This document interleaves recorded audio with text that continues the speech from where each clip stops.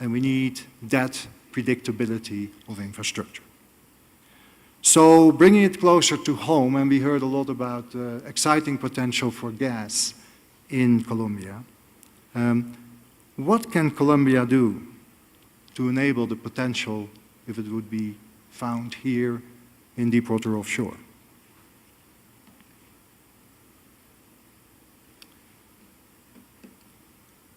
The key word is competitiveness, because it's all part of a global capital allocation process by international companies that have choices nowadays.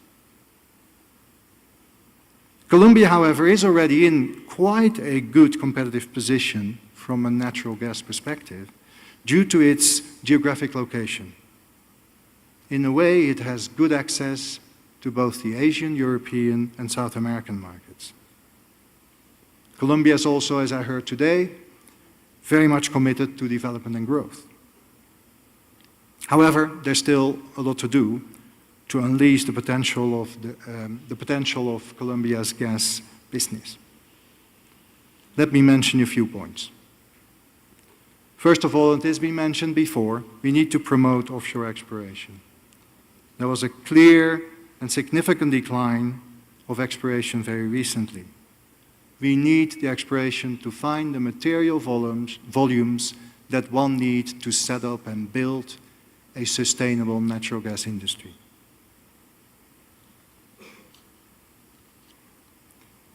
Also, Colombia, particularly in the deepwater offshore, is what we call a frontier basin. A lot of data is to be acquired before the real potential can be assessed. Even with the current success of 2 out of 2 wells, it is too early to cry victory. How can we make that happen? Secondly, as operators of the natural gas system, we need reliable, stable regulatory frameworks and fiscal incentives that make the risk of deepwater exploration and development more acceptable.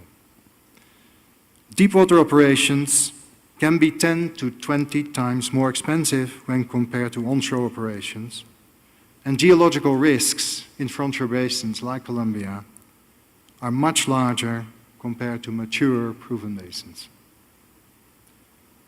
It's not a surprise that companies like Shell take into account very detailed risk-reward analysis as part of the company's decision-making on investment. In addition, contractual stability is a must-have. LNG projects are long-term projects. They may take 5 to 10 years from initiation to execution. They depend on long-term contracts to some extent with customers that extend 10, 20, 30 years. Stability is a requirement. Other factors that are key for companies to evaluate investment opportunities include reputation as a reliable producer and a reliable supplier. In the LNG business, customers wait on the LNG cargoes to come on time as agreed per contract. Reliability of that system is paramount to get premium pricing, accessing premium markets, and I'm sure those would be the markets that Colombia would be interested as well. So being competitive is key. How can Colombia contribute to that? I think it's very important to acknowledge that the country has already made substantial improvements to date. It started in 2010 by reducing the offshore gas royalties by 40% and windfall profit fees. Oil windfall profit fees were adjusted later, and increasing exploration phases from 6 to 9 years and development phases up to 30 years were necessary first steps towards attracting investments in Colombia's deepwater. We have also seen and heard more recently about the creation of the free trade zones, which is an excellent enhancement of Colombia's competitiveness. So even though a lot has been done, more is needed, particularly with respect to the gas industry. I heard a lot of talk about government take, and that is spot on. Government and industry jointly still need to determine if potential production of natural gas in Colombia is economically viable. Offshore development production cost will be competing with the comparatively lower cost for other projects. We heard a lot about what's happening in the US on the oil side. An awful lot is happening in the US on the gas side as well. In Canada, on the west coast, there's a big LNG projects are ready for production. In the US, 6 LNG export licenses have been approved. 5 projects are under construction, which could result in some 60 over million ton of LNG being exported out of the US, starting from 16, 17, 18 onwards. Another 23 LNG export licenses are being processed for approval. So choices and competition for global allocation of capital are there, and the choices will be tough. A reliable regulatory framework is another way to build Colombia's competitiveness. Companies don't like surprises. A framework provides a roadmap to successfully getting licenses and permits needed on time.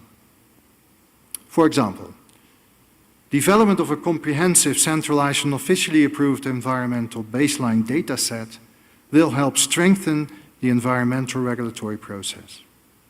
Led by government, with support of companies and other subject matter experts, this would establish greater efficiency in the permitting and licensing process, benefiting all, and will most likely result, as we have seen in other places, in greater environmental protection. Long-term contractual stability, again, companies want predictability. If you're in the natural gas LNG business, you're thinking 30 years, not 5 or 6. We need predictability to warrant these multi-billion-dollar mega project investments. The recent creation of a new tax on property and its potential to become a permanent measure, as well as the fact that tax reforms have become periodical, exemplify situations where the lack of predictability could impact negatively on future investment decisions. Also, long-term export contracts with premium buyers cannot be interrupted. And currently, there are some restrictive regulations that need to be reviewed to balance the local demand without hindering the export and execution of projects. Success in resolving these challenges in such complex mega projects realization requires commitment and collaborative efforts from all parties, industry players, regulators, and policymakers. The aspect I've just covered are all central and essential in the development of a promising natural gas future in Colombia. The industry has to play its role. The material gas volumes will need to be found. Cost will have to come down. Government will have to play its role as well. But the future of our industry cannot be created by standalone IOCs, like perhaps in the past in the oil industry. Partnership is key to success, to build enduring value chain, gas value chains in this case, beneficial for all parties involved. Successful partnerships allows governments, industry, and a complex group of other civil society stakeholders to work together, complement each other, and enhance the competitive advantage of a country in the international market. All our LNG projects that Shell has in the world are based on deep and broad partnerships. They help us identify, share, and mitigate risks associated with complex projects in a more integrated way, hence increasing the chances for success.